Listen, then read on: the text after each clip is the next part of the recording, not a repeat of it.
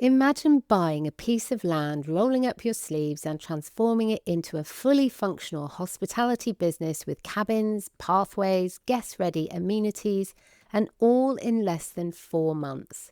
Sounds impossible, right? Today's guest is the founder of Nature Nook Acadia in Maine. Not only did he pull it off, but he welcomed the first guests into a space that feels both intentional and magical. In this episode, we are diving into the grit, determination, and creative problem solving it took to turn raw ground into a guest retreat in record time. If you've ever wondered what it takes to go from vision to reality at lightning speed and keep your sanity intact, this conversation is for you. Welcome to the Glamping Americas podcast, the place for inspiration about the business of upscale camping, glamping, and luxury outdoor guest accommodations. I'm Sarah Riley from the Glamping Academy, and I'm working with my friends at the Glamping Show Americas to share everything you need to know about new trends, events, business models, and investment potential in the rapidly growing world of luxury camping that delivers an experience. Interest in this industry is exploding, so if you want to be the first to find out what's hot and what's not, subscribe here and check out the show notes for more exciting news and links. And be sure to add the next Glamping Show Americas to your calendar for the 29th and 30th of September 2026 near Denver, Colorado. See you there. I'm really pleased to have you here. The thing that you tempted me with, completely and utterly, was your email where you said, I went from construction to hosting in less than 4 months. And This is so rare, so rare. My goodness me. The amount of times I hear that in the construction process, something's gone wrong or some permissions or anything can happen that's unexpected in that whole process. And so I'm really interested in your story. But first, let's just talk about where your glamping site is based. Tell me a little bit about the location and what you decided to put in that part of the world. Definitely. So Nature Nooks is in Sullivan, Maine, which is right next to Acadia National Park. It's actually between the main area where Acadia National Park is, which is Mount Desert Island, where Bar Harbor, the city of Bar Harbor is, and Scudic Point, which is the other portion of Acadia National Park, which is less known, but it's just as beautiful and it has less traffic. So I advertise it a lot with my guests because you can still walk by the ocean, hike a lot, see a lot of animals in the wild. So it's just as beautiful. And Acadia has so much to offer. I discovered it because I was doing research for this dream of mine of creating a glamping site. And I was surprised to see how beautiful it was, but also how visited it was. I had visited it 16 years ago when I was an exchange student from Italy to Maine. And so I naturally went back to it for this glamping site. But I wouldn't expect that it was so visited. And so when I found it, I found the perfect mix of beauty, of tourism, also favorable regulations, which I'm sure we'll talk about later. And I decided to put 5 units for now. I did receive approval for 15, but I thought starting with 5 would be more manageable for me and would also give me insights on what to add later on. And right now I have 3 prefab cabins and 2 mirror domes that have kitchenette, a bathroom inside of each, air conditioning, microwave, espresso machine with a frother for cappuccino, which as an Italian I'm really proud of. Hoping others will enjoy it as well. And yes, that's a little bit about the place. But it's amazing. You started by growing up in Italy, so you're not a US resident. And am I understanding that correctly? I am a US citizen and resident now. I have a long journey. I was born in Italy. I grew up in Italy, and then I was first an exchange student in Maine. I studied for college in Rome, in the Netherlands, in Germany, back to the US at Indiana University. And then I started working in a few startups in Los Angeles. And that's when I started investing in real estate. But I was always a traveler. During COVID, I actually traveled quite a bit. I lived in many different places, Airbnbs. I went to different glamping sites from Zion to uh, Jordan to Iceland, and I tried domes, I tried cabins, and that's when I fell in love with the concept of glamping. And so I really wanted to combine the real estate portion with the travel and hospitality, and that's what made me decide to settle in Maine and create Nature Nooks. Wow. So, what is it that specifically appeals to you about glamping? What is it that's attracted you to that, particularly on a personal level, Yeah, but also on a business level? So, you're obviously into property and that kind of thing. So, tell me a little bit about what that's all about. definitely. So from a personal perspective, I found in glamping something really special, which is what I'm trying to recreate in Nature Nooks as well, which is the ability to really be on vacation and reconnect with yourself, with nature, with your loved ones, and it's this mix of comfort and natural beauty that I'm really passionate about, and that always delivers for me. Of course, if you want to visit a big city, that might be a little bit harder to do. But if you want to have some time in nature, doing activities, outdoor activities, hiking, kayaking, anything of the sorts, glamping has always attracted me and it's always delivered for me. And then from a business perspective, it allowed me to make the most of a piece of land that I would buy. Because when I first started investing in real estate, it was right before COVID. The interest rates were super favorable. And so you could make the most of even one unit as a single family home, for example. But then with rising interest rates, you really needed to have multiple doors for the same piece of land or property that you bought. And so one way to add more doors is to have a hotel or a glamping site. And yes, I gravitated towards glamping site because of my passion for nature. Mm. And I think it gives you so many opportunities to be creative as well, doesn't it? Because Yeah. there's so many different experiences, different structures, and everything else that you can decide to put on the land. But you've chosen 5 units at the moment, even though you've got this amazing approval for 15, which is fabulous. So it means that you've got growth and longevity in your business. Yes. But the 5 units I've noticed, as well as the mirrored dome, you've got some tiny homes. Is that how you would describe them, or would you describe them more as cabins? You can describe them as tiny homes. The three cabins or tiny homes. They're metal and wood. You have a bedroom with a queen bed, a pull-out bed underneath, full shower or tub. Sorry, full bathroom with shower or tub, small kitchen with in the tiny homes everything you need to cook many sorts of meals. You have a projector for TV, for streaming, speaker, books, board games. So a tiny home is definitely accurate because you can be there for a long time. There's also a deck where you can just sip some coffee, look at the deer go by, and so yeah, tiny homes and mirror domes.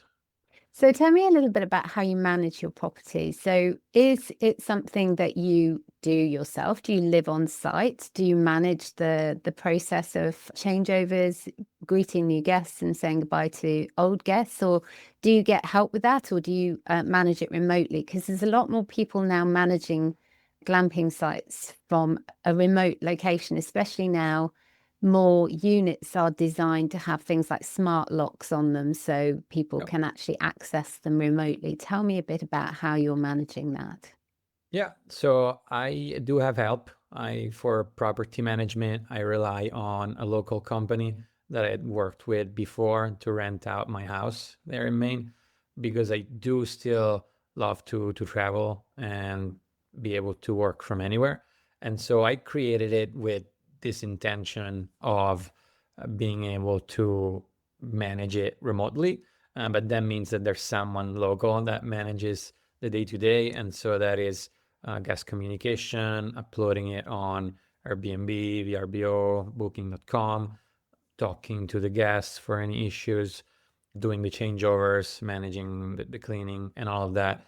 I am still part of it because if there is an issue, the property manager comes to me, and I have a good relationship with all the contractors, whether it's a plumber or a carpenter or whoever is needed.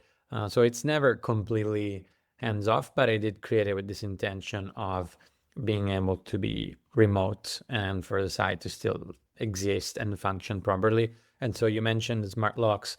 We do have smart locks on every unit, and everything else is supposed to be handled by someone else, not by me. But I have to say that in the beginning, as I launched it, it was very useful for me to be there, and I will go back every now and then at the closing of the season, the beginning of the season. I was there to test the units myself to make sure that there were no issues for the first guests. I even talked to some of them and solved some problems live. So that definitely, I would definitely recommend that at the beginning. Absolutely. I would completely agree as well, because there's always, I call them teething problems of a new service. And you need to be able to be there to iron them out, because you're the lead for the business, aren't you? The business is yours. Yeah. And it's the way to avoid those bad reviews, which can be pretty damaging to a new business. So yeah, I completely agree with you there. But one of the things that you seem to have got really right is your website and your image assets and your graphics and your branding and things like that. So you've essentially focused in on your marketing. You've not skipped the process of not putting effort into your website, and which is your, essentially, let's face it, is your shop window, isn't it? Yep. It's where people will find you online, and that's what will tempt them into making a booking with your business. It's all very well relying on OTAs, online travel agents, and all of the other booking platforms, but they can be costly. So the more direct bookings you can attract, the better.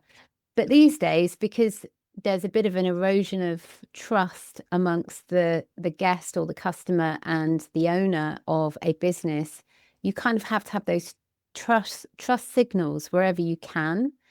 And one of those obviously is on the website. So you've done yours really well. How did you approach that whole project? Because it is a project on its own, isn't it? You build the site and you build the website. It's kind of all happening together. Tell me about that. It is. And first of all, thank you. I'm glad that it looks well put together. It is part of the work and the research that I've done before creating Nature Nooks, which also allowed me to go from day one of construction to the first guests in less than 4 months. And I researched this portion of it, the marketing portion of it, together with everything else, with the permitting, with the right land, with the right constructors, with the right units. So I considered it as one of the fundamental pillars of the business.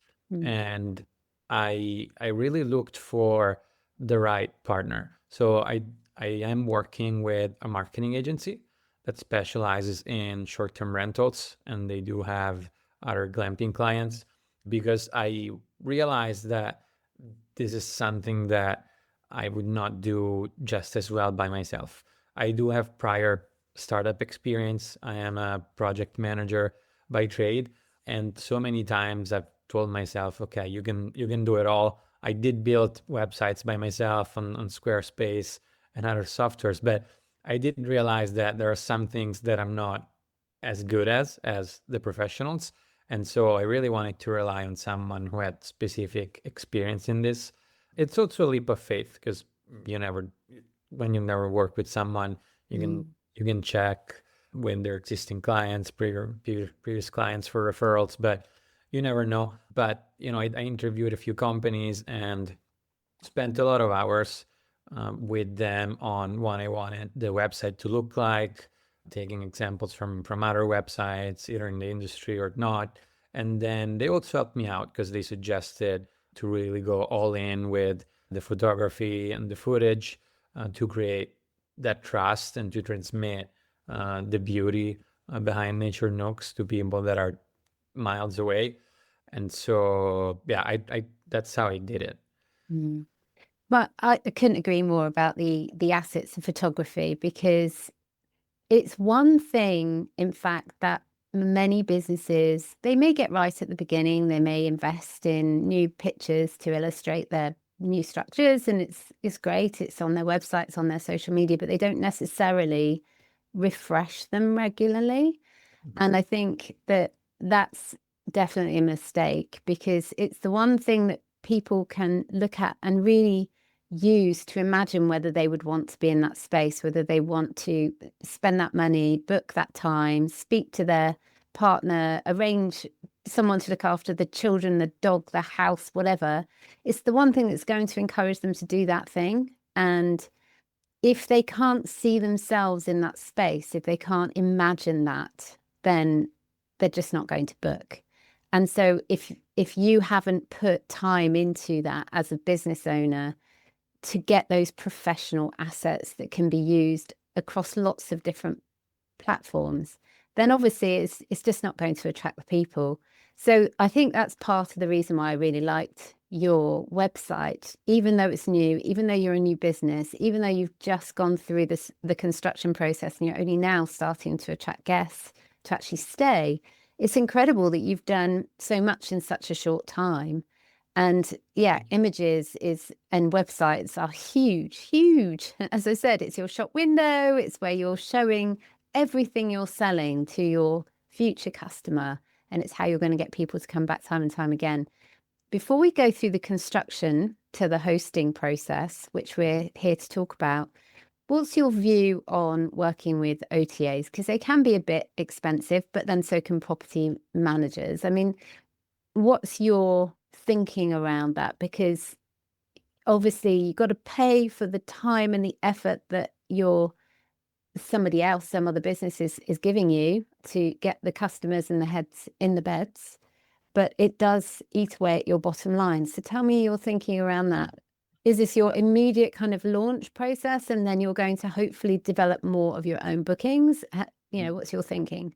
Yeah, I see them as a resource, a really valuable resource, because as you start up, excuse me, as you start up, not a lot of guests will find you through your social media and your own website. It's just harder to reach them that way. So I think they're an incredible resource, because through Airbnb, I got bookings in 48 hours since first listing the first cabin.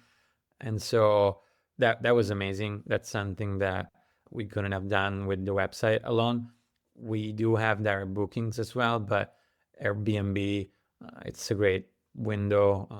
VRBO, booking.com, it gives you the opportunity to reach a lot of people very quickly. So I don't want to discount them. I know that a lot of entrepreneurs and glamping operators in the business are all about direct bookings, but when you start, it's so helpful to be able to have these OTAs to just be out there and be found. So I don't think they're the enemy. Sometimes I see them described like Yeah. that, but Yeah. you're right in saying that they do impact your revenue, because you are paying a commission to them for the exposure.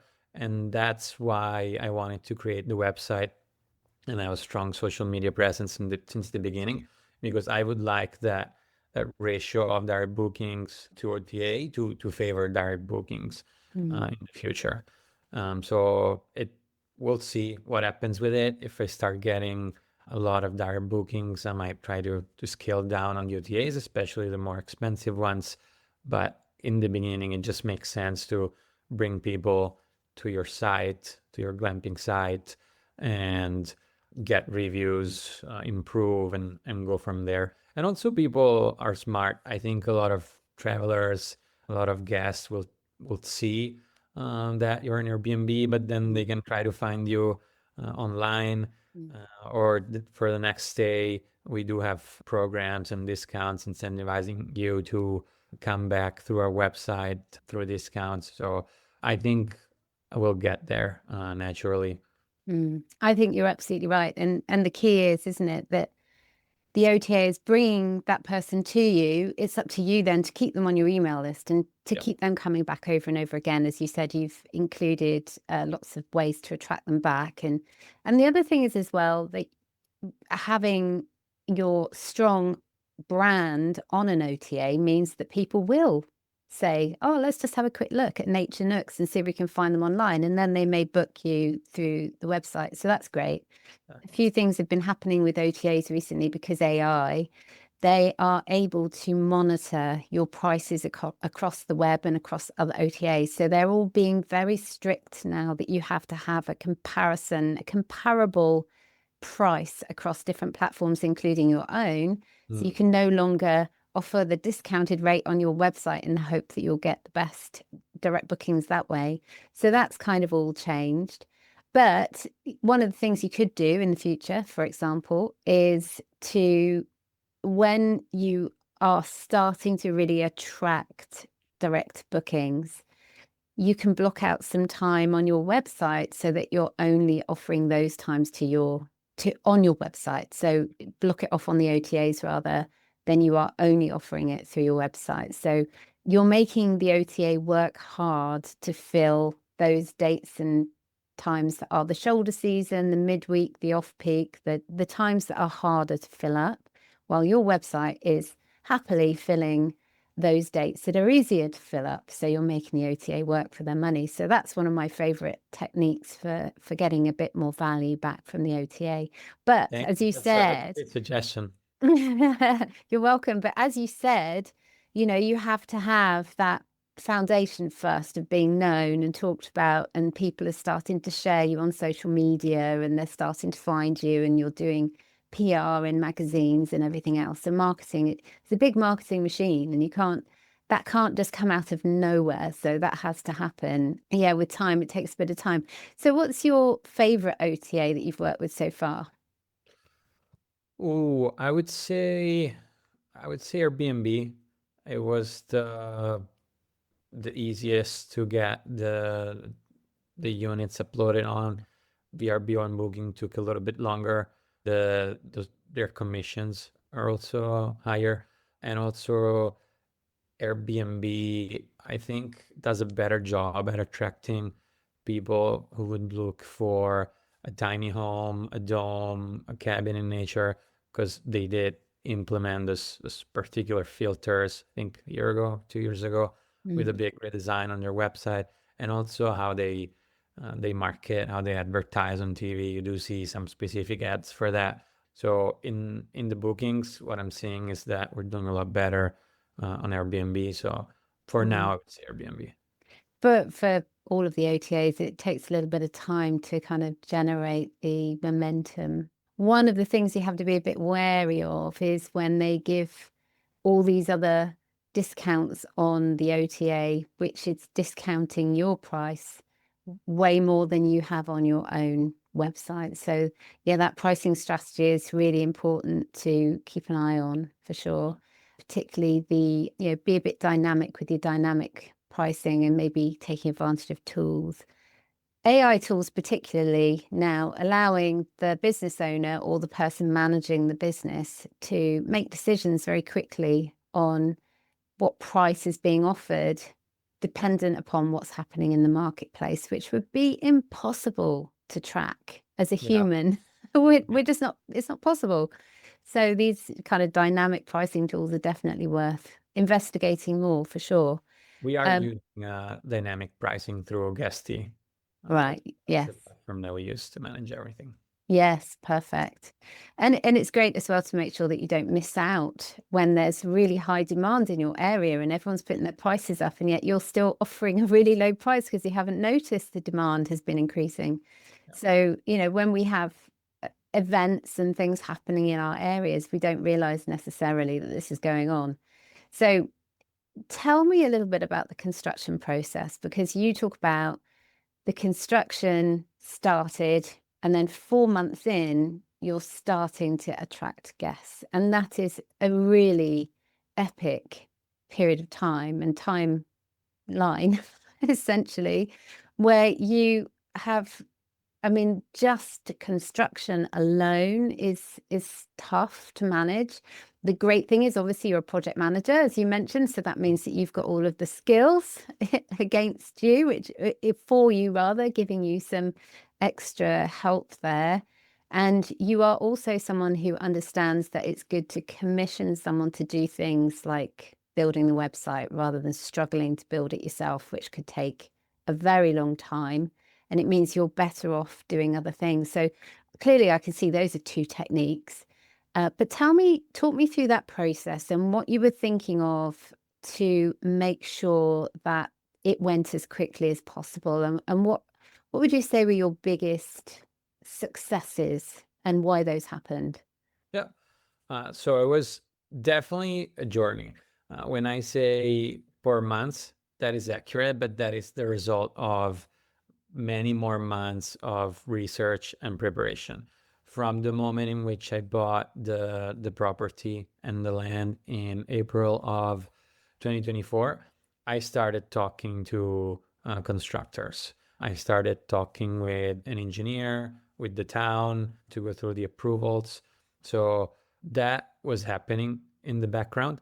And I got to a point where I thought, okay, in November of 2024, we'll start construction.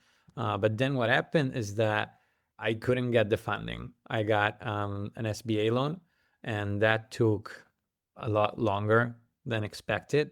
And so instead of starting construction in November 2024, we started in May of 2025. And by that point, I was just super glad that all these constructors and contractors stuck with me and trusted me with the project, because everyone is super busy out there. And so I also consider myself lucky with that regard. But what made it possible was, yes, project management skills. I've built timelines my whole life and how to manage parallel tasks among different teams happening on time, but also the preparation. So knowing that by that time, like, we were gonna finish with one contractor and then the other one was going to jump in, and then two needed to work at the same time on the same thing. So that really helped, being able to visualize everything that was going to happen, by when, making sure that these contractors were talking to each other, because I wasn't supposed to project manage the whole project. The main constructor was supposed to do that, but in the end, I just had to, because some contractors, in the end, they couldn't do it anymore. I had to find a substitute for them, or there were some delays with some of the units that pushed some things out. So I would say preparation, also a lot of communication. I do have a 9 to 5 job that I kept doing throughout all of this, and so at 6 a.m. I would go to the constructor office, making sure that we're aligned for what was going to happen that day, and I would go check on them in between a meeting and the other, because I'm lucky to be able to work remotely for my 9 to 5. At the end of the day, I would go check. So preparation, communication, a lot of energy and sweat as well is what made this possible. And also a little bit of luck, I need to be honest, because you never know with construction. When I think about the 4 months, a part of me is a little bit disappointed because I wanted to open on August 1st, and we opened at the end of August. But then everyone I talked to is surprised that I was able to open so quickly. And it was because all of this work and preparation, but also because of a little bit of luck. For example, if you dig and you find bedrock, that completely messes up your project, or if you don't find water for your well, which happened for a couple of days, that can delay a lot of things and can augment your expenses significantly. So you do need a little bit of luck as well sometimes. So when you say that you were looking at your timeline and all the tasks, and you were able to visually see all of those things, I'm assuming that's with a project management tool. Is that what you mean? Yes, I use very simple tools. I used Excel and Google Docs, but I made a plan for everything. I it was There were different buckets. One is the main constructor, the other one is the plumber, the electrician, the people who will assemble the domes, the supplier of the tiny homes, the Wi-Fi installer, the marketing manager, and then I would put all of these together in a timeline and know that one was dependent on the other. So if one finished on the 10th of June, then the other one could start on the 12th, and I would plan with them for that, so that they knew that that was the exact day. And it helped them too, because they knew that they weren't wasting time. They knew that they could go there and be able to do their job. But it also allowed me to keep them focused on it. I have to say, I've worked with the nicest and most collaborative people ever, because I've worked a little bit on smaller construction real estate projects in Los Angeles. It was a very different world.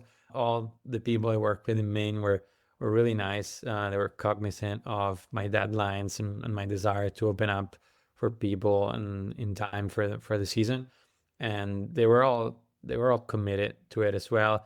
They loved the project too. They were taking photos of the mirror domes. So I was also lucky to find people who cared about the projects, that cared about their deadlines too, because it allowed them to go do other jobs. But they were also very committed to the schedule. Mm. Is there anything that you would recommend in terms of contracts to, if you weren't quite so lucky as you were, is there anything you'd recommend that people do to ensure that they have everything that they can possibly have to give them strength against these slipping deadlines? Yeah, that's a great question.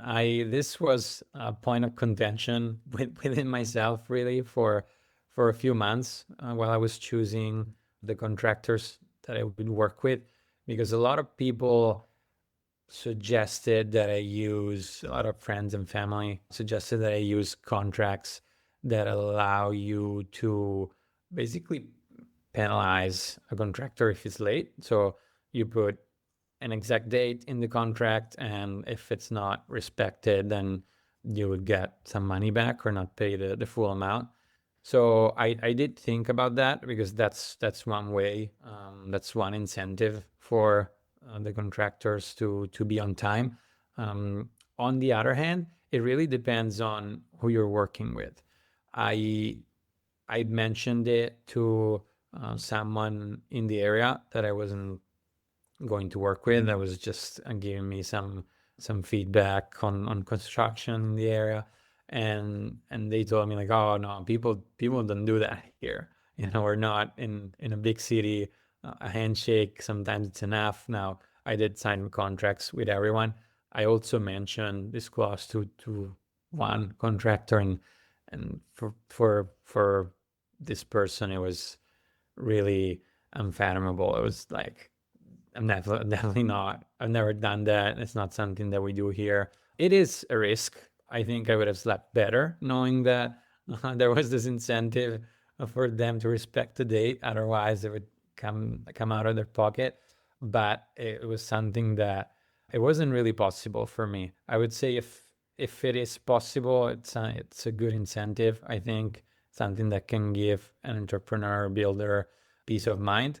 But for me, it wasn't really an option. So what I did instead was really create a relationship with these people. And that's also how I chose them. I chose people based on how available are they. Before starting a project, before we signed the contract, when I asked them to come out, take a look at the sites, take measurements, when I asked them the million questions that I ask everyone, are they not answering, or are they giving me half answers? Those were criteria for me to choose these people. So I think it's really important to make sure that you're choosing the right people, because you can have contracts, but at some point, when you're in that situation, you're going to have to enforce the contract. And enforcing a contract, it takes sometimes a lawyer, which is costly. It takes time out of your project. And so I thought having a good relationship would matter more, to get the project done in a timely manner. Yeah, I think you have a really good point. And in fact, some of the projects that I'm aware of in Europe, they choose a slightly different approach, which is to provide a bit of a carrot, let's say, something that you would wave in front of a donkey and they would constantly be going for the carrot.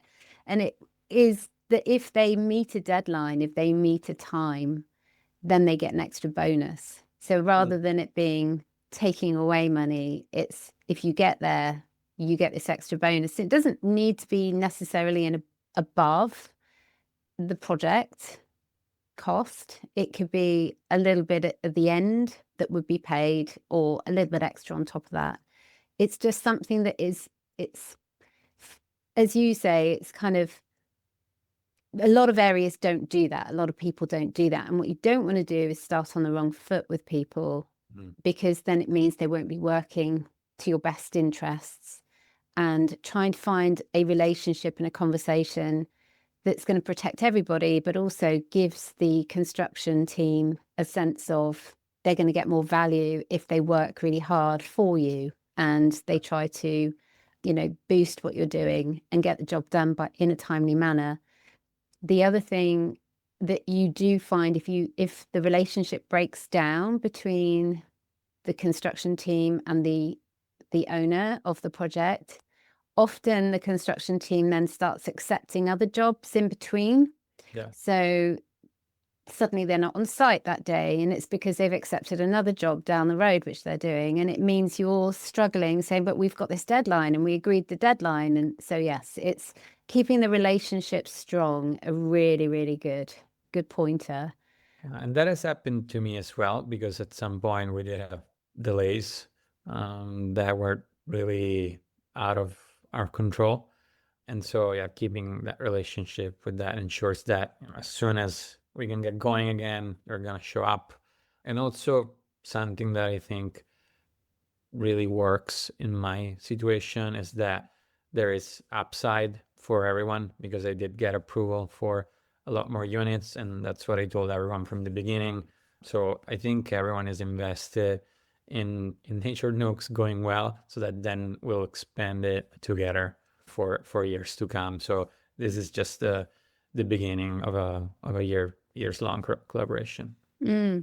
So when it comes to you thinking about expanding, how is that going to happen? So you went for an SBA, first of all, to get the first part of the project going, which is great. So are you thinking long term how you're going to go to the next level? And it's not just going to be relying upon bookings and things coming in?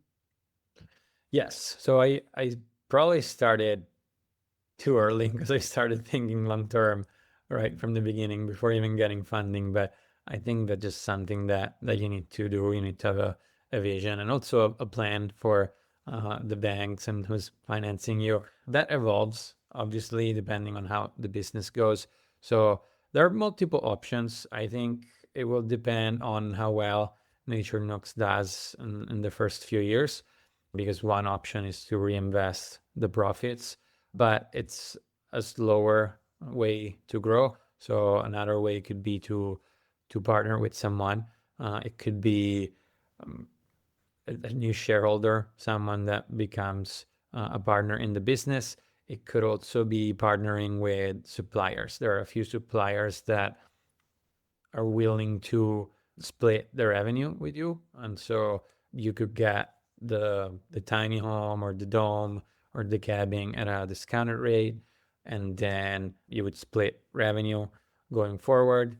You can get other loans. So I haven't decided on what the best way is. There are a few options that I've investigated, but for now I really want to see how it does next year, and also how to expand, because There might be a case for adding units right away, but there might also be a case for ameliorating the units that we already have. And so adding sauna, a dock for fishing and easier access to the water, hot tubs, some more games for people to play, chargers for electric vehicles, whatever people will desire and will appreciate, whatever will make the experience better. And so I do want to gather more data before deciding on how to expand and when and with which financial means. Mm. I think you've hit the nail on the head there. It is all about the experience and building the experience for your particular customer. And a lot of people make the mistake in thinking that because you're offering glamping, which is the same as other glamping sites in other parts of the world, then you all need to offer the same thing. And that isn't necessarily the case because your customers come from a different area. They have different likes and dislikes. They're different generations, different ages. Some may have families, some may not, because you are having a smaller unit, so you're attracting more young professionals and people on a romantic break or whatever. So, yes, what you need to offer is different to what another one may need to offer. And so I love that you're waiting for feedback from the customer to be able to decide where you're going to spend your money. I think that definitely looking to offer amenities along the lines of what is an industry standard, it's a good idea to know what those things are, because to know that hot tubs and things like that in private spaces is definitely a magnet for bookings. That's key. And if you didn't know that, then yeah, you really need to learn that stuff. And actually, I've just come back from the glamping show in Colorado, and at the show, of which I'm co-conference director of, we had a fantastic session on amenities to talk about what are the amenities that attract the bookings and what do you need to think of in different parts of the country. So that's really great information. But particularly what I think is great from what you're saying is, okay, you start from there, but you must layer on top of that feedback from your guests. Yeah. And how that's going to fit your site and the ethos and the values of your site and everything else that you're doing. So I think that's great. At the end of the day, it's an experience you're offering, isn't it? It's not just to stay in a structure that is a particularly attractive structure. It's the whole experience. Definitely. Yeah. I want to offer a unique experience. A lot of times I hear that, all the businesses should be scalable. And also in glamping, I've heard this, and to make a glamping site scalable, make it a brand that you can scale so that you can replicate it in other areas, just like Ender Canvas has done throughout the years. But I really want to do the opposite. I want to create a brand that is not scalable, that is unique, that is special, that people would come from all over the world to see. And so I could fill out the 10 more spaces that I had approval for with some cheaper tents or units in a relatively quicker manner. But I don't want to do that. I want to create an experience that gets more and more special. And so maybe that is a tree house. Maybe it's a house with that you get to with a secret passage throughout the woods. Maybe it's a pickleball court if people really want to do that. I have this dream of adding a gallery, a museum gallery within the woods. So I want to create something that is very special, and so I'm not in a rush to do that. I first want to get the feedback from the guests and see what resources I have available to do that. I love that idea. And as you were saying there, the walkway through the woods and the pickleball court and things like that. I mean, you can just see people just enjoying every different part of your entire site.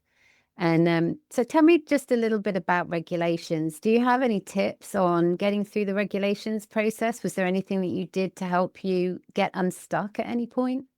Yes, definitely. So I think for wannabe glamping entrepreneurs or those who are just starting, regulations are one, if not the most scary problem to solve. And so what I did was I took a long time to research all of the areas, even before buying the property that Nature Nooks sits on, to really understand what the regulations were and the likelihood of getting an approval for what I wanted to do, which it takes time. It's not easy at all. A lot of the documentation regulation that you will find is very outdated. So I would go on the city's website and find those documents, read through them, search for words like campground, cabin, tiny home, short-term rental, all of that. And then the next step before even putting an offer in for a property was to talk to the town, and in particular the code enforcement officer. So I've talked to an incredible amount of code enforcement officers. Some don't answer, some tell you to not bother them with that. Some are really nice, and some of them were very welcoming to the projects, to the ideas. They allowed me to steal a lot of their time to discuss this and to really give me peace of mind before buying a property. Of course, they can never confirm something for you, so there is still an amount of risk, but between the research that you can do and starting to create a relationship with the town, you can definitely decrease the amount of risk. So that's what I recommend for everyone that's interested in starting something similar to do. Start creating a relationship even before buying a property, because that will tell you a lot. There was a property, for example, that I found not too far from Nature Nooks, but in a different town. And I talked to the code enforcement officer because it looked like the previous owner had started building a little treehouse. And he said, yeah, the reason why you only see half of a treehouse is that it's not allowed. So they started, but we had to block them. So there's a lot that you can learn. And I also used an engineer to help me with getting approvals because it got really technical and I didn't want to make any mistakes, and I also wanted to make the most of the regulations. I also knew that the regulations were changing in a few months, so for me it was really important to get that right with the town and make sure that we could do the most with the property and respecting the regulations. Again, you also need a little bit of luck, as I said previously, because just before getting the final approval, the code enforcement officer changed. They just went to work in a different town, so I had to create a new relationship with the new code enforcement officer. But in the end, it worked out well. Like Lady Luck has been on your side. Yes, I'm very grateful. I think it's fantastic. I really like your projects, and I like the fact that you've done it so well. Clearly spent a lot of time planning and honing the resources that you needed around you to be able to do it so well. So I think, I hope you give yourself a big pat on the back and a big bit of congratulations for everything that you've done. I think it's just incredible. What's your plans in terms of a timeline for when you might think of expanding? Well, first of all, thank you so much. I really appreciate that. With regards to the expansion, I would say at the end of next year, which is going to be the first full year, because this year we started late and we had just a small portion of the season. I want to add some amenities at the end of next year for 2027. And then depending on how well we do in 2026, I'd like to have one more unit in 2027 or maybe two in 2028. This is the rough timeline that I'm looking at. I would really appreciate the opportunity to go in with a supplier with a revenue sharing model. I think that's the quickest way to add units. But again, I want to get feedback first. I don't want to force it because part of the Nature Nooks experience is the peace, the quiet, the fact that you're not seeing cars, but you're seeing deer and foxes and bald eagles. And so I don't want to crowd it too fast. I want to make sure that what we're adding really makes sense. Yeah, I agree with you for sure. I can recommend a few people for the revenue share model, so I will do that later. Appreciate. So, what would you say to somebody who is just coming in to this whole process now and are in your shoes? What would you say to them to try to encourage them through the process? Is it worth it? Yeah, it's definitely worth it. It was a dream of mine. So if it is a dream of yours, I want to say do it, and you can do it. I didn't have, I had just small construction experience, really, an internship. So, and I'm not the type of person who can build a deck or anything really. But if you research and you're passionate about it and you prepare, you can do it. So I want to send out this positive message to everyone. I also want to say arm yourself with the right mindset. It's important to have a mindset, in my opinion, of I'm gonna solve this, which is something that I really learned throughout different startup and work experiences. But it's something that you need, because you can prepare all you want, but there will always be unexpected challenges and problems out of the blue. Even if you think you've done all your due diligence, something that you just weren't prepared for. And so you really need to have the mindset of, okay, this is the problem. What is the solution? I'm going to solve it. Sometimes the problem seems too big to solve. It seems like there's no solution, but you can't accept that. And that's really something that has to click in your mind, I think, to have that mindset of, okay, it's a problem. There are going to be a million more. So there's no need to go crazy or be really anxious or not sleep at night for it. We're gonna solve it, and then you start thinking about how to solve it. So I think this mindset and grit are fundamental to get something like this done, because there are just so many unexpected challenges that hit you at all times in the construction phase, but also later. And in any business, really, if you think about it, not just this one, it just happens to be that this one does focus on construction as well as other things, and that can be a little bit out of your control. I think really valuable advice, and I know that there will be people listening that will think that that's really helpful for them.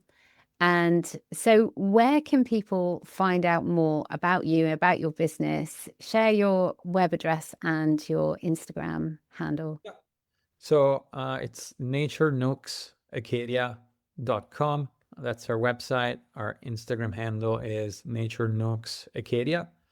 These are the best places to reach us. To reach me personally, you can email me at Edoardo, that's EDOARDO, at naturenookacadia.com. And yeah, I'm happy to take any questions and feedback and help whoever is at the beginning of this journey. Well, I'm sure that people will reach out. I'll also include those links in the show notes so people can just click on those and find you easily.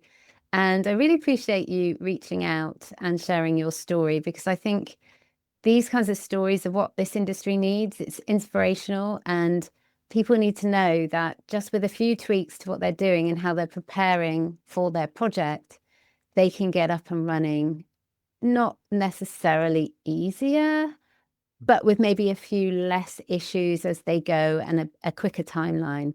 So I really appreciate that you've shared it. And yeah, I wish you every success as you go forward and you start to expand your business. Thank you so much, Sarah. It was a pleasure talking to you. I'm really grateful for this opportunity.